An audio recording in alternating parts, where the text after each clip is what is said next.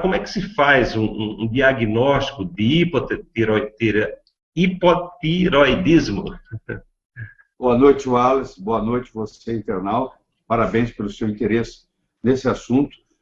O tradicional é você pedir no sangue o TSH, o T4 livre, o T3 livre. Esse é o tradicional. Mas essa reunião de exames deixa muito a desejar. A tireoide tem como função principal no corpo cuidar do metabolismo basal, manter você vivo. E esse metabolismo basal é refletido pela temperatura corporal. Ou seja, em última análise, a tireoide tem que manter a sua temperatura corporal em 36,6. Quando você acordar amanhã de manhã, você pega um termômetro, baixa ele abaixo de 35, antes de você levantar, coloque ele na axila, deixa 8 minutos e tira. Se a temperatura estiver abaixo de 36,6, tudo indica que a sua tireoide não está otimizada. Esse é um trabalho feito de 40 anos de estudo pelo Dr. Brother Burns, e, na minha opinião, é o melhor. Porque quando vai esperar o TSH subir, o TSH não é um hormônio da adenohipófise. O TSH não é um hormônio da tireoide, é um hormônio da adenohipófise. E a adenohipófise também vai envelhecendo com o passar do tempo. Então, esse mecanismo de feedback, para pegar um hormônio que não é da tireoide, é muito complicado. E na medicina brasileira, o que se usa, o médico do SUS, por exemplo, ele olha o TSH.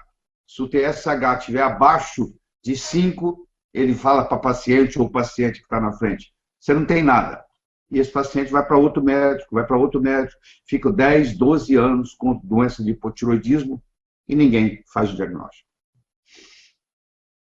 É muito interessante isso. Então, vamos fazer algumas perguntas aqui, doutor Laís, exatamente para, de maneira didática, possibilitar que você traga aí todo esse conhecimento para esclarecer essas pessoas, eventualmente têm algum problema na tireoide ou que queiram se prevenir. Então, eu gostaria que você explicasse para a nossa audiência o que significa o hipotireoidismo tipo 2.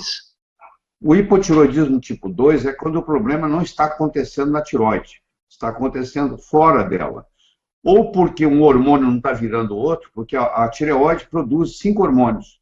Ela produz o T1, o T2, o T3, o T4, ela produz a calcitonina, que nós não vamos discutir aqui hoje. Então, o hormônio verdadeiro é o T3, que é a triiodotironina. A tireoide produz o pró-hormônio, que é o T4, que é a tiroxina. E esse T4 tem que virar T3 na periferia, principalmente no fígado, nos rins, no intestino. E muitas coisas proíbem disso de acontecer. Uma mulher que está tomando anticoncepcional, um indivíduo que está tomando beta-bloqueador, um indivíduo que está tomando estatina, um indivíduo que tem um cortisol muito elevado ou muito baixo por fadiga adrenal. Aqui são algumas, eu poderia continuar mais 100 coisas. Prejudicam a produção do T4 no T3. Então, a tireoide fez o trabalho dela e produziu o T4. O T4 não fazendo conversão em T3, o problema já não é de um hipotiroidismo lá da tireoide. É o que se chama hoje de hipotiroidismo tipo 2. Do mesmo modo que você tem diabetes tipo 2, onde você vai medir a insulina e ela está até aumentada, que a diabetes tipo 2 é causada por uma resistência insulínica a nível de receptor, o T4 pode não virar T3, ou mesmo virando o T3. O T3 agora tem problemas de receptor. Vou dar um exemplo simples. Uma mulher que menstrua mais frequentemente que cada 25 dias, que tem um fluxo menstrual acentuado, tendo que trocar mods 2, 3 vezes por dia, e menstrua por mais de 4 ou 5 dias, a quantidade de sangue que ela perde numa menstruação é substancial. E isso leva à queda do ferro. E o melhor jeito de nós medirmos ferro no sangue é a ferritina. Então, ela termina com a ferritina abaixo de 70. Então, uma mulher com ferritina abaixo de 70, ela tem um hipotiroidismo tipo 2. Por isso que é tão comum o hipotiroidismo nas mulheres. 10 a 15 vezes mais do que o homem. Uma das razões é porque a mulher geralmente tem uma ferritina baixa, porque ela menstrua. E o fato dela menstruar e ter a ferritina baixa, quando o ferro está baixo, pela perda de sangue na menstruação abundante, agora ela não tem condições mais de ter o T3, além dela não produzir T4 direito, que precisa disso, além dela não transformar o T4 em T3, agora o T3 não pode mais, Wallace, atuar a nível de receptor, porque para o receptor que está a nível de DNA, que está em todas as células do corpo, você vê a importância da tireoide, todas as células do corpo têm receptor para a triiodtironina, que é a T3, mas precisa da presença do ferro. Se a ferritina está abaixo de 70, é um exemplo que eu estou dando, esse paciente, essa paciente, vai ter um hipotireoidismo tipo 2. Se você ver hoje, o hipotireoidismo tipo 2 é mais comum do que o hipotireoidismo primário da tireoide, porque são dioxinas que interferem lá, são xenobióticos, o ar está contaminado, o solo está contaminado, a água está contaminada, e isso contamina os receptores, são chamados disruptores endócrinos, que vão lá e prejudicam esse hormônio T3 atuar no seu receptor a nível de DNA. Interessante, Laí. Então, seguindo essa parte inicial aí de tornar acessível esse conhecimento, eu gostaria que você falasse quais são os hormônios da tireoide e qual a função deles, para esclarecer melhor para a nossa audiência aí. A tireoide produz o T1 e o T2, que ainda é uma incógnita para que servem. Produz o T3 e o T4. O T4 é mais ou menos um armazenador, porque o T4 não é hormônio, ele é um pró-hormônio. Ele vai liberando aos poucos o T3, porque o T4 tem uma vida média de semanas, o T3 tem uma vida média de horas. Então, o T4 é o armazenador do T3. E tem a calcitonina, que também é produzida na tireoide, que trabalha com cálcio. Então, quando há uma desregulação do cálcio, a calcitonina pode aumentar em função disso. O hormônio paratireoide trabalha aumentando o cálcio no sangue. E a calcitonina trabalha diminuindo o cálcio no sangue. Então, quando o cálcio está muito alto no sangue, é estimulada a produção da calcitonina. O paratormônio é produzido pelas 4 paratireoides, que ficam atrás da tireoide. Por exemplo, uma mulher ou um homem que tem uma remoção de tireoide por um cisto, ou o que é que seja, esse paciente também está perdendo as paratireoides. Importante frisar isso. Então, isso é que acontece. E esses hormônios, eles vão cuidar do metabolismo basal. Eles vão manter você vivo. Se você não tem metabolismo basal apropriado, a primeira coisa que acontece é que você não consegue segurar a sua temperatura. Nós somos animais de sangue quente. A nossa temperatura tem que ser 36,6. Se eu pego um paciente que está com 36,2, que é muito comum desse pessoal que está nos assistindo aí, porque é muito comum isso no Brasil, essa pessoa não está otimizada. O que quer dizer isso? Ela agora, com a queda, como as nossas enzimas, milhares de enzimas do corpo, elas são pH e temperatura dependente. Então, se eu caio de 36,6 para 36,2, 4 décimos de grau, eu posso diminuir até 40% a minha atividade enzimática. E se a minha atividade enzimática não funciona bem, eu não estou otimizado. O meu raciocínio não é perfeito, a minha capacidade de concentração é prejudicada, eu tenho uma tendência a engordar, eu tenho constipação, o meu cabelo cai, a minha pele é seca, entendeu? Vem uma série de consequências.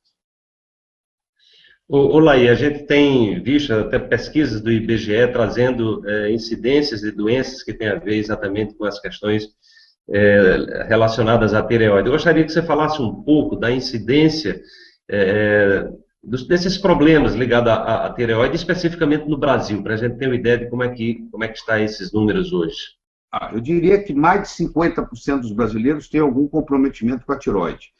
Tem uma frase, um ditado muito interessante que diz o seguinte: 50% dos pacientes têm tireoide comprometida. Desses 50%, nem 50% é diagnosticado. Dos 50% diagnosticado, nem 50% é tratado. E dos 50% tratados, são maltratados. Porque tem outros componentes envolventes. Se você pegar o hormônio da tireoide, seja ele T1, T2, T3 ou T4, ele é formado de 2 moléculas de tirosina, que é um aminoácido, e moléculas de iodo. Se tiver uma molécula de iodo, é T1, se tiver 2, é T2, 3, T3, 4, T4. E se eu tiver deficiência de tirosina, que isso acontece com certa frequência, se eu não faço uma nutrição proteica adequada, eu também não posso produzir o hormônio da tireoide. A minha tireoide pode estar muito boa, muito bem, obrigado. Mas ela não tem matéria-prima para trabalhar. Se eu tiver a tirosina, mas não tiver o iodo, é outro problema sério.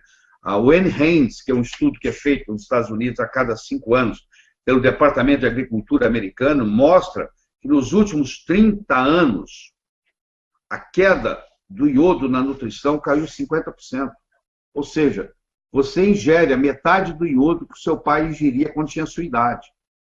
Caiu 50% nos últimos 30 anos a ingestão de iodo. E quando você tem deficiência de iodo, é um problema muito sério. Por que que é sério? Porque nós temos mais ou menos 1.500 miligramas de iodo no corpo. Só 50 miligramas, ou só 3,3% está na tireoide. O seu esôfago precisa de iodo, o seu estômago precisa de iodo, a sua próstata precisa de iodo, na mulher a mama precisa de iodo também, os ovários, a pele, muito importante para a pele, uma pessoa que é atleta, que sua muito, cada vez que ela tem uma sudorese, numa corrida, por exemplo, ela perde iodo e magnésio. Esses indivíduos que você vê com morte súbita, de repente estava fazendo a sauna, morreu. Fazendo sauna. Quem morre fazendo sauna, o que que é? É deficiência de magnésio, porque estava suando muito ali, e depois dos 50 anos a reserva de magnésio vai diminuindo, você está cansado de ver atleta morrer em maratona, cair morto, por falta de magnésio. E a falta de iodo, que vai concomitante, não deixa a pessoa produzir hormônio tiroidiano. Além disso, causa cistos. Então, vem cisto da tireoide, vem cisto de mama, vem cisto do ovário, vem cisto da próstata. Ou seja, todas essas glândulas, se elas não têm o iodo suficiente, elas começam a formar cistos. Esses cistos vão virar nódulos, esses nódulos vão virar câncer. Então, uma deficiência de iodo, a longo prazo, pode causar um câncer de mama, um câncer de tireoide, um câncer de próstata, um câncer de útero, um câncer de ovário. Então, é muito importante você entender essa conexão. Não só o iodo não produz o hormônio sem ele, como o iodo tem outras funções, porque a tireoide só tem 3% do iodo do corpo. A pele tem 20%, o músculo tem 30%, o tecido adiposo tem 32%. Então, quando falta iodo em todos esses lugares. E na medicina, infelizmente, nós temos o que nós chamamos de iodofobia. O médico acha, erradamente, que se ele der iodo para uma pessoa, ele vai lesar a tireoide dessa pessoa. Por que que ele acha isso? Porque no momento que ele começa a dar iodo, há uma elevação do TSH. E na medicina clássica, o TSH aumentado quer dizer lesão da tireoide. Não nesse caso. Quando eu começo a dar iodo para uma pessoa, eu começo a desintoxicá-la de bromo, de flúor, de cloro, que são os outros halógenos que competem com iodo. E nesse processo de eliminar esses outros, eu começo a ter problemas. Eu posso ter até a coisa que eles chamam de alergia de iodo, que na realidade não é alergia. Ninguém tem alergia a iodo inorgânico. É justamente a reação de Hersheimer. Hersheimer era um médico alemão que mostra que muitas vezes para você curar, você tem que piorar um pouquinho primeiro. Porque se eu estou fazendo um detox em você, e 95% das toxinas ficam no tecido adiposo, porque elas são lipossolúveis, eu começo um detox, o que acontece com o detox? A toxina sai do tecido adiposo e vai para o sangue. E aí ela vai para o cérebro, aí tem uma reação, dor de cabeça, entendeu? Tem o chamado Hersheimer. Então muitas pessoas pensam que estão piorando, na realidade estão melhorando. Então esse processo da falta de iodo é um problema seríssimo, muito sério. E como o médico tem medo de trabalhar com iodo, tem estudos lindos mostrando que quanto mais cedo você começar a dar iodo com a gestante, maior vai ser o QI da criança. Eles têm estudo comparando, começando a dar iodo para gestante com 3, 4 semanas de gravidez, 16 semanas de gravidez, ou no pós-parto, na amamentação. E avaliando o QI, coeficiente de inteligência dessas crianças, 18 meses depois. E é impressionante a diferença. Quanto mais cedo a mãe começou a receber iodo na gestação, mais inteligente é o filho. Infelizmente, nós não nos beneficiamos disso, porque o ginecologista tem medo de dar iodo. O endocrinologista fala com ele que é perigoso, e ele acaba não dando. E quem sabe disso e faz, se beneficia. Eu fiz isso com meus filhos, fiz isso com os meus netos, e só tem benefício com isso.